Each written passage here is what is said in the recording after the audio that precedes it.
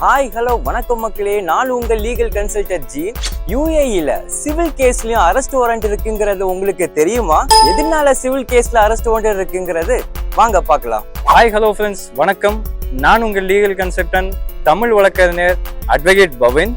S, யுஏஇல civil கேஸ்லயும் arrest warrant இருக்குது.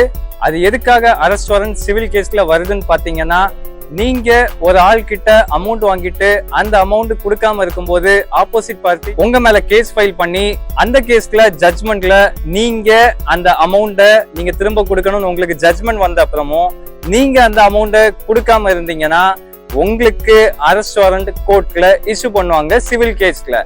And அந்த அரெஸ்ட் வாரண்ட்டை எப்படி ரிமூவ் பண்ணது அப்படின்னா, நீங்க அவுட்ஸ்டாண்டிங் அமௌண்ட்ல இருந்து ஒரு 30% அமௌண்ட்டை நீங்க கோர்ட்ல சரண்டர் பண்ணீங்கன்னா உங்களுக்கு அரெஸ்ட் வாரண்ட் ரிமூவ் ஆகும் சிவில் கேஸ்ல. சோ இது போல மேலும் பல தகவல்கள் பெறுவதற்கு நம்மளை ஃபாலோ பண்ணுங்க. பவின்ஸ் லீகல் கன்சல்டன்சி துபாய். நன்றி, வணக்கம்.